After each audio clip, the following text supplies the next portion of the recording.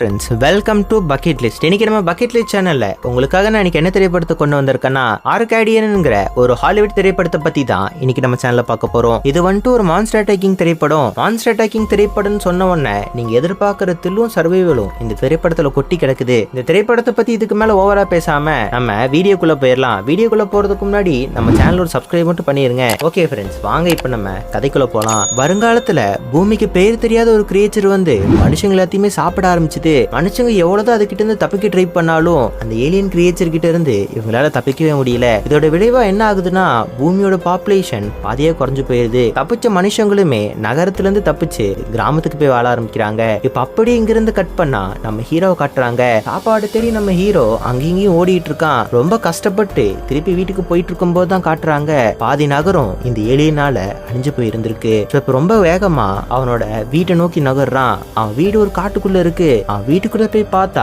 அவனுக்கு 2 கை குழந்தைங்க இருக்கு. இவன் தான் சிங்கிள் பேரண்டா இருந்து இந்த 2 குழந்தைகளையும் வளர்த்துக்கிட்டு இருக்கான். இப்ப அப்படி இங்க இருந்து கட் பண்ணா 15 வருஷத்துக்கு கழிச்சு காட்டுறாங்க. இப்ப அந்த 2 பசங்களும் நல்லா வளர்ந்துடுறாங்க.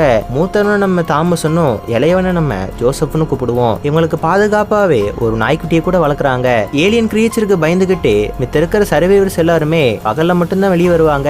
ஏன்னா பகல்ல அந்த விசித்திர பிராணி வெளியே வராது. இவங்களுக்கு சாப்பாடு தேவைனாலோ இதுங்களுக்கு ஏதாவது போய் வாங்கணும்னாலோ இவங்களுக்கு பகல்ல தான் வெளியவே போவாங்க. நம்ம ஹீரோ எப்பவுமே அவங்க பசங்களை 6 மணிக்குள்ள வீட்டுக்கு வந்துடணும் அப்படின்னு சொல்லி இருந்திருப்பாரு. அதே மாதிரி ஒரு நாள் ஜோசப் வந்துருவான். ஆனா தாமஸ் வர்றதுக்கு கொஞ்சம் டிலே ஆகுது. இன்னும் ஒரு 10 நிமிஷம் தான் இருட்டுறதுக்கே இருக்கு. இருட்டி ஒரு 2 நிமிஷம் கழிச்சுதான் தாமஸ் வீட்டுக்கே வந்து சேர்ந்திருப்பான். இதை பார்த்தோன்னா அவங்க அப்பாவுக்கு சரியான கோபமாயி, எதுக்காக இதெல்லாம் பண்ற அப்படிங்கிற மாதிரி கேட்டுட்டு இருப்பாரு. அவன் பையன் என்ன சொல்றானா, பக்கத்து வீட்டுக்காரங்களுக்கு கொஞ்சம் ஹெல்ப் பண்ணிட்டு இருக்கேன், அதனாலதான் லேட் ஆயிடுச்சு அப்படின்னு சொல்லி சமாளிச்சிடறான். இவங்க இப்ப அப்படியே சாப்பிட்டுட்டு இருக்காங்க.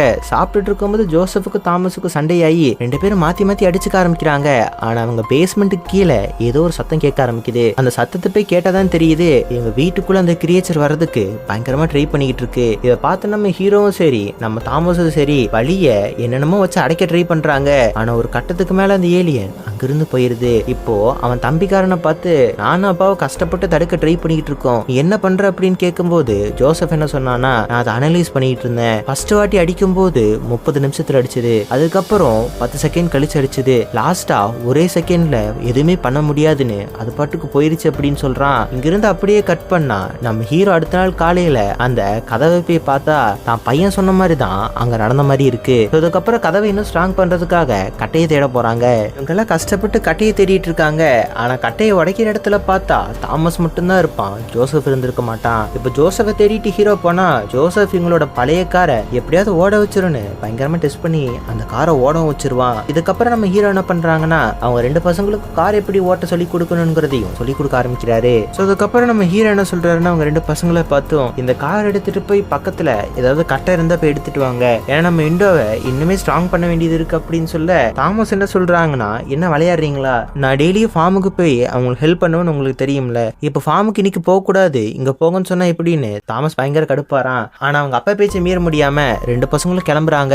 ஆனா தாமஸ் ஜோசப் பார்த்து, நீ நல்லா வளர்ந்துட்ட, உனக்கு நான் தேவை கிடையாது, கட்டையை எடுத்துட்டு வந்துரு, நான் இந்த ஃபார்ம்ல வேலை பார்த்துட்டு இருக்கேன், திருப்பி இதே இடத்துக்கு வந்து என்ன பிக் பண்ணிக்கோ அப்படிங்கறதையும் சொல்லிட்டு போயிடுறான். இப்ப நம்ம ஜோசப்பும் சப்ளைஸ் ஏதாவது கிடைக்குமான்னு பயங்கரமா தேடிக்கிட்டு இருக்கான். ஆனா அந்த மாதிரி தேடிக்கிட்டு இருக்கும்போது பூச்சிகள் கிட்ட கடி வாங்கினதுதான் மிச்சம். இந்த மாதிரி ஜோசப் கட்டையை தேடிட்டு இருக்கும்போது அவங்க அண்ணா தாமஸை காட்டுறாங்க. தாமஸ் இவ்வளவு நாளா அந்த ஃபார்முக்கு போறதுக்கு ஒரே காரணம் தான் இருக்கு, அந்த ஃபார்மோட ஓனரோட பொண்ணு மேல இவனுக்கு கிரஷ் இருந்திருக்கும். அந்த பொண்ணுமே இவனை லவ் பண்ணிட்டு இருந்திருப்பா. 2 பேரும் சேர்ந்து ஜாலியா பேசிட்டு அன்னைக்கு நைட்டு ஃபுல்லா விளையாடுவாங்க. இப்ப திருப்பியும் இவங்க வீட்டுக்கு போக வேண்டிய நேரம் வந்துருச்சு. அதனால இப்ப ஜோசப் என்ன பண்றானா, அந்த இடத்துல இருந்து கார் எடுத்துட்டு அப்படியே கிளம்புறான். இதே நேரத்துக்கு நம்ம தாமஸும் கிளம்பி வந்துகிட்டு இருக்கான். ஆனா பார்த்தா ஒரு குழிக்குள்ள அப்படியே போய் விழுந்துருவான். நேரமாயுமே பசங்களை இன்னும் காணுமேன்னு நம்ம ஹீரோ வேற பதட்டிக்கிட்டு இருக்காரு. நம்ம ஜோசப்புமே அவங்க அண்ணன் நிக்கிறதா சொன்ன இடத்துக்கு வந்து பாக்குறான். ஆனா அங்க தாமஸ் இருக்க மாட்டான். ஏதோ தப்பு நடந்திருக்குன்னு சொல்லிட்டு இதை போய் அவங்க அப்பாட்ட சொல்றான். நம்ம ஹீரோக்கு இது தெரிஞ்ச உடனே பயங்கர கோபமாயிருது. இப்ப நம்ம ஹீரோ என்ன பண்றாருன்னா, ஜோசஃபையும் நாயையும் வீட்டுக்குள்ளேயே வச்சு கதவை சாத்திட்டு அவரை பையனை தேடி அப்படியே காட்டுக்குள்ள கிளம்ப ஆரம்பிக்கிறாரு. இதுக்கப்புறம் இங்கிருந்து கட் பண்ணா அந்த குளிர் விழுந்த தாமஸை காட்டுறாங்க. அவன் மயக்க தெளிஞ்சு பாக்குறான். அவன் கிட்ட இருக்கிற லைட்டை வச்சு அக்கா பக்கத்துல பார்த்தாதான் தெரியுது, என் ஃபேஸுக்கு நேராவே ஒரு கிரியேச்சர் நின்றுட்டு இருக்கு. அந்த கிரியேச்சர் கிட்ட இருந்து தப்பிக்கிறதுக்காக கத்தி எடுத்து இப்ப அப்படியே அதோட கையில குத்துறான். ஆனா அதுக்கப்புறம் பார்த்தா அவன் ஃபேஸுக்கு மேலே இன்னொரு கிரியேச்சர் இருக்கும். உன்னை கடிச்சு சாப்பிடான்னு போகும்போது சத்தத்தை கேட்டு கரெக்டா கரெக்டா நம்ம ஹீரோ அங்க வந்துடுறாரு. கிரியேச்சரை போட்டு அடி நடிக்கிறாரு. ஆனா அந்த மாதிரி அடிச்சதுக்கு அப்புறம் இந்த மாதிரி அடிச்சு முடிச்சதுக்கு அப்புறம் அங்க இருக்கிற இன்னொரு ஹோல் மூலமா நம்ம ஹீரோ தப்பிச்சு போக பாக்குறாரு. சோ இதுக்கு மேல நைட்டு வெளியே போன பிரச்சனை ஆயிரும். இங்கேயே தங்கிக்கலாம் என்ன பண்றாங்கன்னா இவங்க வந்த ஹோல அப்படியே அடைச்சு வச்சிடறாங்க. ஆனா அதுக்கப்புறம் இன்னொரு பிரச்சனை ஆரம்பிக்குது. இவ்வளவு நேரமா ஹோல்ல இருந்து வெளியே வந்துகிட்டு இருந்த அந்த அத்தனை கிரியேச்சர்ஸுமே இப்போ அண்டர் கிரவுண்ட் வழியா வர ட்ரை பண்ணிக்கிட்டு இருக்கு. நம்ம ஹீரோ இப்போ இவங்களை காப்பாத்துறதுக்காக என்ன பண்றாருன்னா தான் பையன் அப்படியே பின்னாடி போக சொல்றாங்க. இந்த ஹோல்ல இருந்து தான் இவங்க வெளியே வர போறாங்கன்னு இப்ப என்ன பண்றாருன்னா இவர் வச்சிருக்கிற ஒரு வெடிகுண்டு எடுத்து அப்படியே இந்த குழிக்குள்ள போட்டுறாங்க. அதுல பாதி கிரீச்சர் அப்படியே செத்து போயிருது. உருக்காடி பயங்கரமா பட்டுருது. சோ இதுக்கப்புறம் அப்படி இங்க இருந்து கட் பண்ணா ஜோசப்ப காட்டுறாங்க. ஜோசப்புக்கு நிறைய கிரீச்சர்ஸ் இவங்களை வீட்டை நோக்கி சுத்துறது நல்லாவே தெரிஞ்சு போச்சு. அதுல இருந்து இவனை காப்பாத்திக்கிறதுக்காக இவன் என்ன பண்றான்னா கதவோட ஸ்டார்டிங்ல ஒரு டிராப்பை செட் பண்ணி வச்சுட்டு போயிடுறான். இப்ப கரெக்டா அவங்க கதவு பக்கத்திலேயே ஒரு கிரீச்சர் வந்து அதோட நகத்தை வச்சு ஜோசப் தூங்கிட்டானா இல்ல முழிச்சிருக்கானு பாக்குறதுக்காக அதோட நகத்தை ஜோசப்போட கண்ணு கிட்ட காட்ட அவன் தூங்கிட்டான்னு தெரிஞ்ச அடுத்த செகண்ட் உள்ள வர ட்ரை பண்ணுது. ஆனா இவன் தான் ஆல்ரெடி ட்ராப் செட் பண்ணி வச்சிருக்கான்ல. அந்த ட்ராப்ல இது போய் நல்லா மாட்டிக்குது. இந்த மாதிரி கிரியேச்சர் புடிச்சிட்டோமேனு இவ சந்தோஷமா போய் தூங்க போயிடுறான். சோ இங்க இருந்து அப்படியே கட் பண்ணா ஜோசப் என்ன பண்றானா அவங்க அண்ணனும் அப்பாவும் வரல. அதனால கார் எடுத்துட்டு அந்த காட்டுக்குள்ள போறான். காட்டுக்குள்ள போகும்போது அவன் நாய் வந்துட்டு இருக்கிற இடத்த காட்டி கொடுத்துருது. அவங்க அப்பாவுக்கு அடிபட்டது பார்த்தோன்னு ஜோசப் ஷாக் ஆயிடுறான். இப்ப அவங்க அப்பா அப்படி வீட்டுக்கு கொண்டு வந்து அப்படியே படுக்க வச்சிடறாங்க. ஆனா அதுக்கப்புறமா தான் தாமஸ் அன்னைக்கு என்ன நடந்துச்சுங்கிற விஷயத்த கொஞ்சம் கொஞ்சமா சொல்ல ஆரம்பிக்கிறான். அது மட்டும் இல்லாம தாமஸ் இப்போ நம்ம ஜோசப் பிடிச்சி வச்சிருக்கிற அந்த ஏலியனை கண்டுபிடிச்சிடறான். அந்த ஏலியனை பார்த்தோன்னே நம்ம ஜோசப் என்ன சொல்றான்னா இது நேத்து நான் தனியா இருக்கும்போது என்ன சாவடிக்கு வந்துச்சு, இதை நான் பிடிச்சி வச்சிருக்கேன் அப்படிங்கிற மாதிரி சொல்ல தாமஸ் என்ன சொல்றானா நான் இதையே வெடிகுண்டு வச்சு நான் அதை கொண்டிருக்கேன். சோ இதை நான் ஈஸியா கொன்றுவேன் அப்படின்னு சொல்லிட்டு என்ன பண்றானா கூண்ட அப்படியே இது பண்ணி விட்டுறான். இந்த கிரியேச்சர்ஸுக்கெல்லாம் வெயில்னா சுத்தமா பிடிக்காது. ஆனா பெட்டுக்குள்ள போய் எப்படியே பதுங்க ஆரம்பிக்குது. ஆனா ஒரு கட்டத்துக்கு அப்புறம் அப்படி இவங்களை அட்டாக் பண்ண ஆரம்பிக்குது. ஆனா தாமஸ் என்ன பண்றானா ஒரு கோடாரி எடுத்துட்டு வந்து அந்த கிரியேச்சர் அப்படியே போட்டு தள்ளிடுறான். இதுக்கப்புறம் ஜோசப் என்ன பண்றானா அந்த கிரியேச்சர் எடுத்துட்டு போய் அந்த கிரியேச்சரை பத்தி கொஞ்சம் அறுத்து அதை பத்தி ஸ்டடி பண்ண ஆரம்பிக்கிறான். ஆனா என்ன பண்ணாலும் இவனுக்கு அதை பத்தி ஒண்ணுமே தெரியல. இப்ப அப்படியே அவங்க அப்பா நிலைமையை பார்த்தா ரொம்ப மோசமா போயிட்டு இருக்கு. ஏன்னா அவங்க அப்பாவுக்கு பயங்கரமா அடிபட்டு இருக்குல்ல, கண்டிப்பா ஒரு ட்ரீட்மெண்ட் கொடுத்தாகணும். ஆனா இவங்களுக்கு சாப்பாடுக்கே இப்ப இருக்க சிச்சுவேஷன் வழி இல்ல. சோ ட்ரீட்மெண்ட்டுக்கு என்ன பண்றது அப்படின்னு யோசிக்கும் போது தாமஸ் என்ன சொல்றானா என் ஆளோட வீட்டுக்கு போயிடலாம். அவங்க வீடு கொஞ்சம் பணக்கார வீடு, நம்ம நெய்பர்ஸா இருக்கிறதுனால கண்டிப்பா நமக்கு ஹெல்ப் பண்ணுவாங்க அப்படின்னு சொல்ல அவன் தம்பிக்கு இதுல உடன்பாடே கிடையாது. இவங்க போய் இந்த மாதிரி கேக்குறாங்க எங்க அப்பாவுக்கு உதவி பண்ணுங்கன்னு கேட்க, ஆனா அங்க இருக்கிற அந்த அம்மா என்ன சொல்லுதுன்னா எங்களுக்கே சாப்பிடுறதுக்கு வழி இல்ல, உங்க அப்பாவுக்கு மெடிசன்லாம் சுத்தமா எங்க கிட்ட இல்லப்பா, தயவு செஞ்சு உங்க அப்பாவை இங்க இருந்து கூட்டிட்டு போயிரு அப்படின்னு சொல்ல தாமஸோட ஆளு பயங்கரமா கத்த ஆரம்பிக்கிறா. இந்த மாதிரி அடிபட்டு வந்திருக்காங்க, நம்ம தான் ஹெல்ப் பண்ணணும் அப்படின்னு கேட்க இந்த பொண்ணோட அப்பா என்ன சொல்றாருன்னா நம்ம வேணா இவர் உள்ள தங்க வச்சுக்கலாம், ஆனா அதுக்கு பதிலா கண்டிப்பா இவங்க ஏதாவது திருப்பி கொண்டு வந்தாகணும் அப்படின்னு சொல்ல இதை கேட்டோன்னே ஜோசப்புக்கு கடுப்பாயிருது. நான் எப்படியாவது அப்பாவை காப்பாத்திக்கிறேன், நீ வேணா அவங்களோட போய் இருன்னு சொல்லிட்டு ரெண்டு பேரும் சண்டை போட்டு அங்கிருந்து பிரிஞ்சிடறாங்க. ஜோசப் அவங்க வீட்டுக்கு போயிடுறான். தாமஸ் அப்படியே இந்த ஃபார்ம் ஹவுஸ்லயே தங்க ஆரம்பிக்கிறான். இதுக்கப்புறம் அப்படியே ஃபார்ம் ஹவுஸ்க்குள்ள போன நம்ம ஹீரோட பையனை கட்டுறாங்க. நம்ம ஹீரோட பையனு கிச்சனுக்கு அங்கிங்கன்னு போய் கப்போட தொலைவிட்டு இருக்கான். இதை பார்த்து அந்த பொண்ணு என்ன தொலைவர அப்படின்னு கேட்கும் போதுதான் எங்க அப்பாவுக்கு இந்த மாதிரி அடிபட்டு இருக்கு, நான் உன் கூட எப்படி இருக்க முடியும், அப்பா நான் எப்படியாவது காப்பாத்தி ஆகணும், உன்கிட்ட ஏதாவது மருந்து இருக்கா அப்படின்னு கேட்க இவ்வளவு மருந்து எடுத்து கொடுக்குறா. ஆனா இந்த மாதிரி பேசுறத ஒருத்தன் கேட்டுறான். இவ வெளியே போனோன்னு எதுக்காகடா இந்த மாதிரி திருண்ண அப்படின்னு கேட்க நம்ம தாமஸுமே அந்த பொண்ணுதான் என்கிட்ட கொடுத்தா அப்படின்னு சொல்ல இவங்க யாருமே நம்ப மாட்டேங்கிறாங்க. இங்க இருந்து அப்படியே கட் பண்ணா நம்ம ஜோசப்ப காட்டுறாங்க. நம்ம ஜோசப்புக்கு நல்லாவே தெரியுது தூரத்துல ஃபுல்லா ஆடுக பயந்து ஓடிக்கிட்டு இருக்கு. அப்ப கீழே அண்டர் கிரவுண்ட்ல தான் அந்த கிரியேச்சர் சுத்த ஆரம்பிச்சிருக்கு அப்படிங்கிறது. இவன் வீட்டுக்குள்ள போனோன்னே வீட்டுக்கு வெளியே ஒரு ஹோல் இருக்கு, நம்ம வீட்டுக்குள்ளேயே மேபி இது வந்திருக்கலாம் அப்படின்னு நினைச்சிட்டு இருக்கும் போதே வீட்டுக்குள்ள ஒரு மிகப்பெரிய குழி இருக்கு.